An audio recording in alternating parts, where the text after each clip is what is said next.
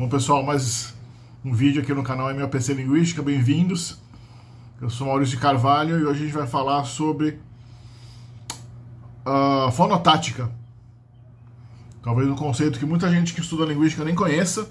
Fonotática, né? O que é isso? Vem da mesma raiz que a palavra sintaxe. Tática, vem de táctica. Taxis, em grego, que é ordenamento, organização, colocar algo em ordem, né? A taxis. E assim como a sintaxe do grego, a sintaxe, né? Ela é a parte da linguística, né? Da gramática, que lida com a posição das palavras numa frase, formando uma frase.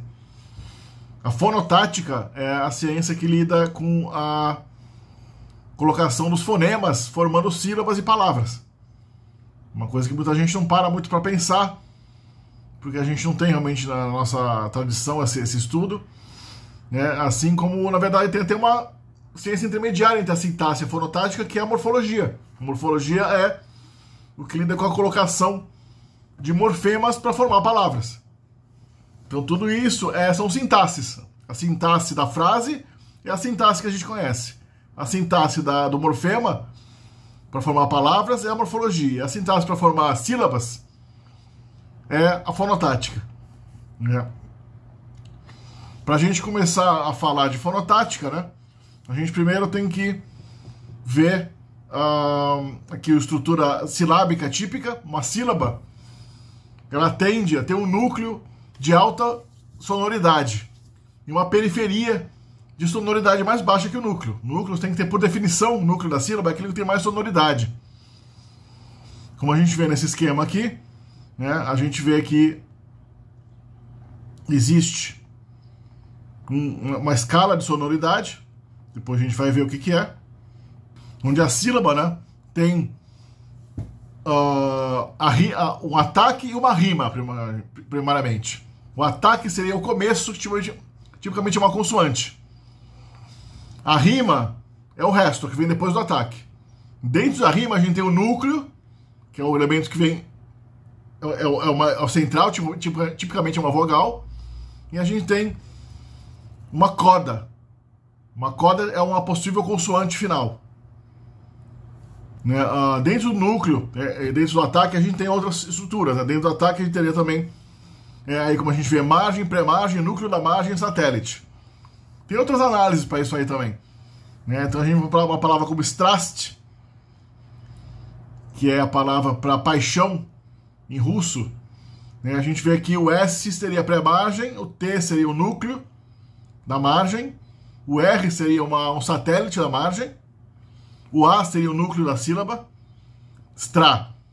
Né? E se a gente analisar isso como uma sílaba só, né? Strast, que é a análise mais comum, já que não tem outra vogal no final, né?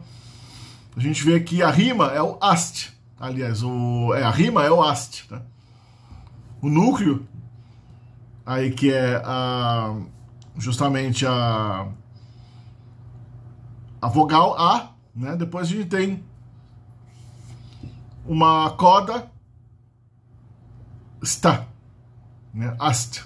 Uma coda, né? No final da sílaba strast. A palavra twelfth em inglês.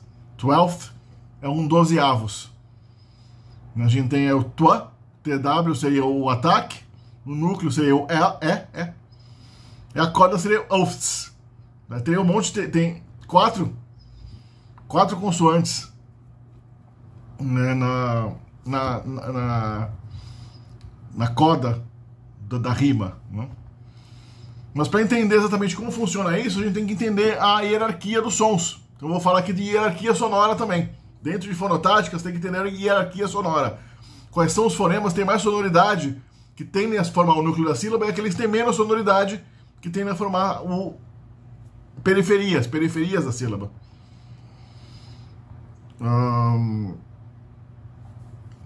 Né, então, o princípio de sonoridade, né, basicamente fala que a maior sonoridade seria a vogal A, a vogal central aberta. Por isso que é o som mais comum de todos. É aquele que a gente fala quando a gente vai meramente abrir a boca e vibrar um pouco as cordas vocais e passar um som com o mínimo de obstrução. Então, aquilo que tem mais sonoridade é aquilo que tem o menor grau de obstrução da passagem do som. A. Né? Depois tem as vogais médias. E, O. As médias abertas, que são E e O. Depois tem as vogais médias fechadas. E, O.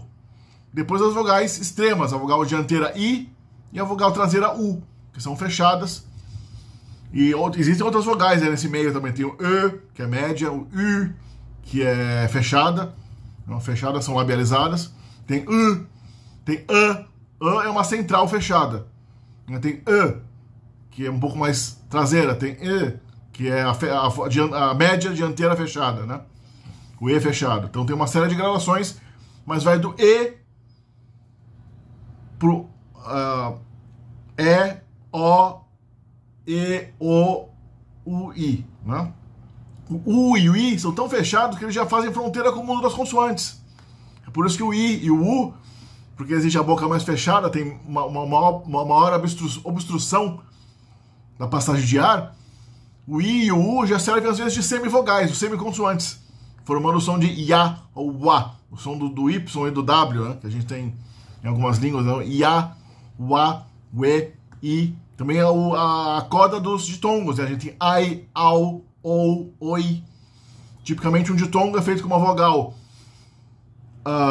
central como A, uma vogal média como E, O, e a periferia do ditongo, a parte mais fraca do ditongo é feita com o I e com o U, justamente porque são as vogais de menos sonoridade.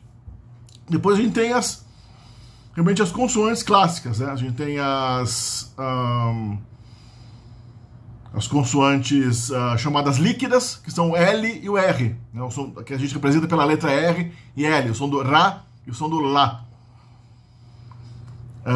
O R é visto como uma rótica, são chamadas consoantes róticas, tipicamente o Rá, uma alveolar vibrante. É a língua vibrante, vibrando nos alvéolos, perto do dente, né? Pode chamar de dental vibrante também, mas não é bem dental, é um pouco antes do dente. Rá. E o Lá, que é uma lateral, é com a parte lateral da língua. A gente obstrui o som usando meio que o lado da língua encostando na parte mais lateral do céu da boca de cada lado, né? Lá. Né? Mas também é um pouco alveolar, tem um pouco de ponta da língua, né? Lá. Essas consoantes são tão sonoras que, na verdade, em algumas línguas elas servem até de núcleo das sílabas. A gente tem, em algumas línguas, isso até reflete na ortografia. A gente tem, famosamente, em línguas como tcheco, como em sérvio-croata, a gente tem letras palavras que são escritas até com um L ou um R formando o núcleo da palavra, da sílaba. Então, prst, P-R-S-T, em croata é a palavra dedo, prst. Né? Em tcheco também, prst. Prst é dedo.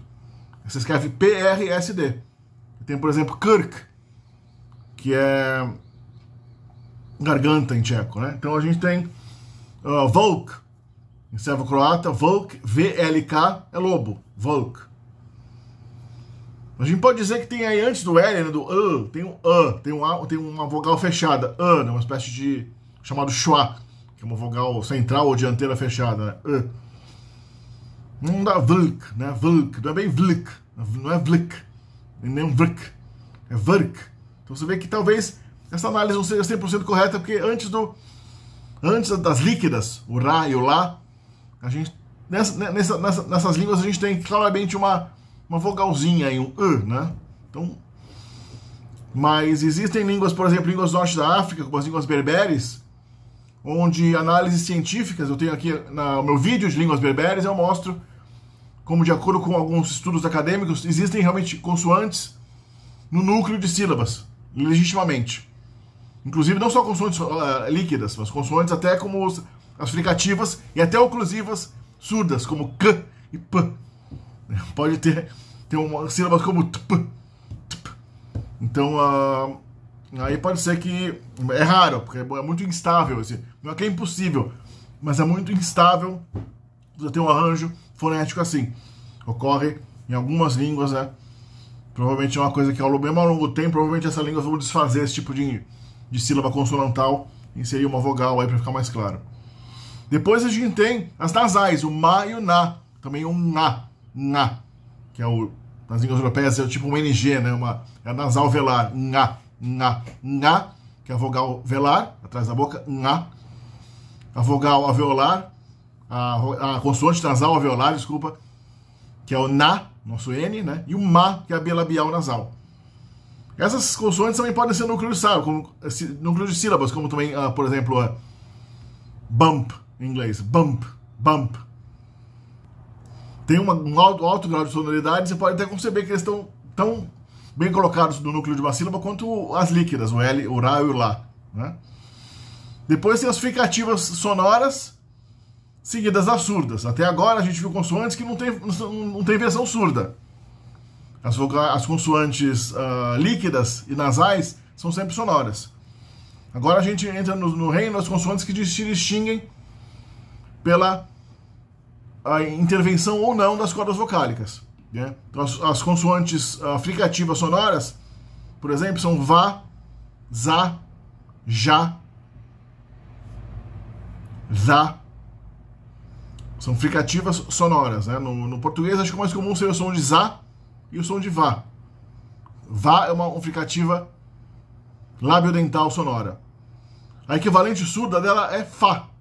Fá e vá. A diferença é que vá, o som da letra V, de vinho, de vaso, tem um pouco de vibração das cordas vocais junto na produção. Então elas são um pouco mais sonoras, na verdade. Apesar da vibração das cordas, não seria uma redução, um aumento da obstrução? Não. Tá? É uma diminuição da obstrução. Né? Então ela tem uma escala de sonoridade maior quando a gente vibra as cordas vocais juntos à produção da consoante. Vá, zá. Então um pouco menos sonora seria um fá e sá. O som da letra S, sá, é menos sonoro que zá. A gente até ouve isso. Zá tem uma vida um pouco maior, tem um som um pouco mais, né, mais vivo do que sá, que já é mais silencioso, né? Vá, sá, thá, chá. O som do chá e o som do já. Já é surdo, chá é sonoro. É só uma fricativa. A gente tem uma fricativa chamada pós-alveolar, que antigamente era mais chamada de palatal. Chá e já era chamado de palatais. Hoje o alfabeto fonético internacional chama essas duas de fricativas pós-alveolares, mas o uso de palatal é comum na linguagem mais informal. Depois a gente tem as oclusivas. As fricativas tem uma fricção, a gente tem um quase fechamento da passagem do ar. As oclusivas, ou as paradas, ou as consoantes duras, como eu gosto de chamar de uma maneira mais fácil, uma palavra mais fácil de dizer, duras. As duras são as consoantes que realmente fecham totalmente a passagem do ar. E são as verdadeiras consoantes, porque elas só têm som se você colocar uma vogal ou um som mais sonoro depois delas. Então você não tem como falar o som da letra B ou P, você tem que colocar uma vogal depois. Você pode falar S, você pode falar J, você pode falar R, né? Você pode falar Sa, Sa, F. Elas são continuantes. As fricativas são continuantes. As oclusivas são paradas. É um ponto só. É um ponto onde você aba, apá. Você só ouve o apá, o P do apá, se tiver uma vogal depois, pelo menos. Antes, ap você pode ouvir um pouco, mas depois esse ap, né? A vogal antes, você meio que você ouve um pouco ap, né? Ainda dá pra ouvir, mas é meio difícil, né? Por isso que muitas línguas não têm essas consoantes duras no final da sílaba. O português não permite isso. A gente coloca necessariamente uma outra vogal. Se eu falo tap, o brasileiro vai falar tapi, né? Então tem as oclusivas sonoras, que tem vibração na corda vocal, e não. Ba, da, ga. Ba é a oclusiva bilabial sonora. Da é a oclusiva alveolar, que na ponta da língua, da. A parte dianteira da língua nos alvéolos, que são o encaixe dos dentes. Da. E ga, que é a oclusiva velar sonora no velo, que é a parte de trás do céu da boca. Ga. A parte de trás da língua encosta ali no finalzinho do céu da boca, quase nas amígdalas, né? Ga. Algumas línguas como o árabe tem o A, que é já nas amígdalas, já é ovular, quase um pouco atrás do velo, é a úvula, né? A, A, A, A. Daí tem as fricativas, as oclusivas surdas. Pá, tá, cá. Pá é a bilabial, tá é o veolar e cá é a velar. Essas são as consoantes menos sonoras. Então as sílabas tendem a ser organizadas com essas de menor sonoridade na periferia e indo em direção ao núcleo da sílaba, você tem, né, uma tendência a maior sonoridade. Isso é a sílaba. No português brasileiro, a gente só tem sílabas abertas, ou seja, sílabas que têm um ataque, mas não tem... a rima delas não tem a coda. A única coda que a gente pode falar em português é o som de Sá e o som de Rá. Então a gente tem sílabas como Pá ou Má, né? Consoante, mas vogal tudo bem. Qualquer consoante em português eu acho que pode formar uma sílaba, né? Má, Lá, Lê, Lu, Me, Mi, Sá. Nem todas as consoantes podem formar um ataque complexo. Geralmente um ataque complexo é uma consoante dura com uma consoante líquida. O Lá e o Rá. Pra e Plá. Mas a gente não tem assim Psá ou Pvá, né? Ou Dvá. Algumas línguas tem, não é tão comum, mas tem.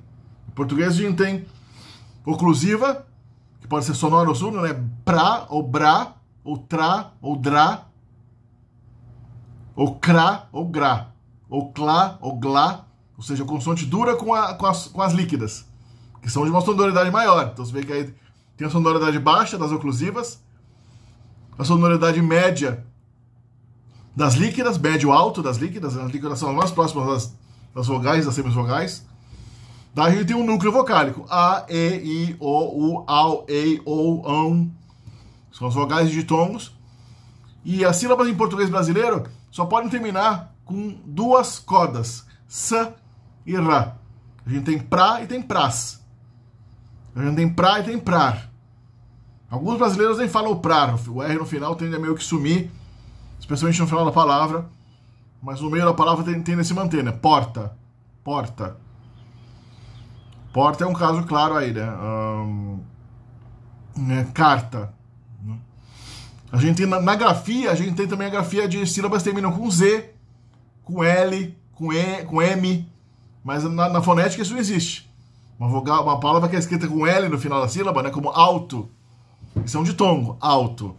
Não tem um alto. A gente não forma a vogal, a consoante líquida, né? Lá, alto. A gente fala alto, né? Ou assim, animal. Né? Animal. Animais. Então não tem sílaba terminando com L em português, tem com M, né? A gente tem também, né? Alecrim. Alecrim termina com in. In é uma vogal nasal. Uma vogal com um pouco de emissão pelo diário, pelo nariz, mas não tem o som do M no final, só na grafia, né? Então não confundam grafia com fonética. A grafia de alecrim tem um símbolo que a gente tipicamente usa para representar uma consoante lá nasal, má.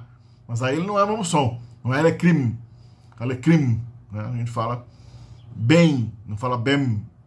Se a gente tivesse bem, sim, seria possível a gente fazer uma consoante no final, nasal no final, mas nem o N também, nem palavras que tem N no final, próton, pólen, né? A gente fala em, próton, fala próton, pólen e tudo mais. Então a gente tem uma estrutura silábica relativamente simples. Você pegar línguas como até mesmo o inglês, tem, como a gente viu lá em twelfths, a gente tem codas extremamente complexas, né? Várias línguas europeias, as línguas da Eurásia Ocidental têm sílabas bem complexas também, né? Eurásia Ocidental e Norte da África, que são as línguas dos fenótipos caucasoides, né? Do chamado homem branco, né? Da Europa, da Rússia, do Cáucaso, do Oriente Médio, da Índia, né? Tende a ter uma estrutura silábica um pouco mais complexa. As línguas do Extremo Oriente tendem a ter sílabas muito simples. No chinês, até o número de sílabas é fechado, só tem cerca de 405 sílabas em chinês. No português a gente tem algumas dezenas de milhares de sílabas possíveis. Seria até interessante calcular, matematicamente, dadas as combinações possíveis, né, fazer a combinatória possível, e saber exatamente quantas sílabas são possíveis no português brasileiro. Né? É claro que a gente tem algumas palavras eruditas, né, como pneu, psicologia, palavras do grego, do latim, que às vezes tem um ataque, né, um início de sílaba complexo. Psicologia, mas a gente tende a falar psicologia, pneu. A gente tende a quebrar esses encontros consonantais estranhos, né? Indignar. Né? Como é que você escreve eu me indigno? Todo mundo fala me indigno. Né? Eu me indigno. Como é que você escreve indigno? Se o G na grafia tá grudado com N. Onde cai a sílaba tônica? Né? Indigno, tem que colocar o I ali no meio. Porque a gente não tem gná. Não tem esse encontro consonantal. Indignar. Né? A gente não tem um ataque gnar e nem dá para analisar indignar. Porque a gente também não tem a coda g. Não dá para fazer uma sílaba dig. A gente não tem o g no final. A gente não pode fazer. A gente fala dig, indignar. Né? E mesmo palavras latinas que evoluíram no português e até no espanhol, elas tinham, especialmente quando a gente tem uma sílaba do tipo instável, onde a gente tem um ataque que começa com uma sonoridade média, desce a sonoridade e depois sobe para a vogal. É o caso do ataque sta, spa, ska. Quando a sílaba começa com S, que é uma fricativa surda. Ela tem baixa sonoridade, mas não sonoridade zero. Ela tem a sonoridade média, daquele tipo médio-baixa, que a gente viu nas fricativas surdas. Então o S, mas às vezes ele é seguido de uma oclusiva, como tá, pá e cá. Sta, spa, ska. O latim, como a maioria das línguas europeias, boa parte das línguas caucasoides, tem essas sílabas do tipo sta, spa, ska. São muito raras na língua do mundo. Dificilmente você vê uma língua do Oriente, do Sudeste Asiático, da África, ou até do continente americano, onde uma sílaba pode ser spa, ou ska. Não tem isso. Isso é uma coisa típica dos homens, né, das etnias caucasoides da Europa Ocidental. E no português, quando o latim evoluiu em direção ao português e ao espanhol, e até em direção ao francês, esse tipo de anomalia, né, que tem uma consoante médio-baixa, seguida de uma consoante mais baixa na mesma sílaba, foi quebrada, criando uma sílaba adicional, es. Então, o latim status tem a sílaba sta e a sílaba tus. Tus, tudo bem. O S perdeu também, virou estado, né? Mas não virou estado. A gente tem estado, né? Mas na pronúncia, às vezes, a gente consiga colocar um estado. A gente nem sempre coloca a vogal antes, né? Então, a gente tem meio que... Talvez seja uma evolução no português brasileiro mais recente também. Mas no português tradicional, você tem estado, ou estado. Então, a gente colocou uma vogal antes, um E ou um I, antes do S, para atrair esse S para uma nova sílaba antes do sta. Então, a gente criou estado. No italiano, isso não aconteceu. Então, o italiano tem stato. Eles não falam stato, é stato. Eles falam ainda spazio, spazio. A gente fala espaço. Até no francês, estado virou eté. Que no francês medieval virou estat. E daí o S se perdeu, mas o E protético continua existindo. Então por isso que no francês tem espesso, virou epé. O latim espessos virou espesse, espesse, epé no francês. Então o E, que criou uma sílaba nova, sobreviveu, embora o S tenha sumido, por uma questão de evolução fonética do idioma, que eliminou os S's antes, justamente das oclusivas. Né? Sta, spa, virou epa, et em francês.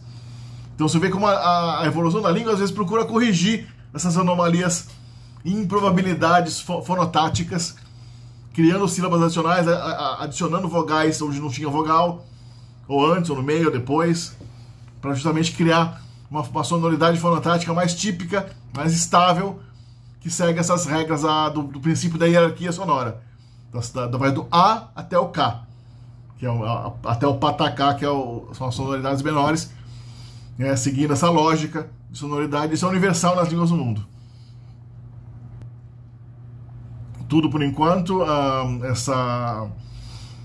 Esse assunto é um assunto que eu abordo bastante na mentoria. Muita gente quer entender a fonética, né, a fonologia das línguas, e muita gente não entende que os fonemas não existem só naquela tabela isolada onde os fonemas estão todos isolados um do outro.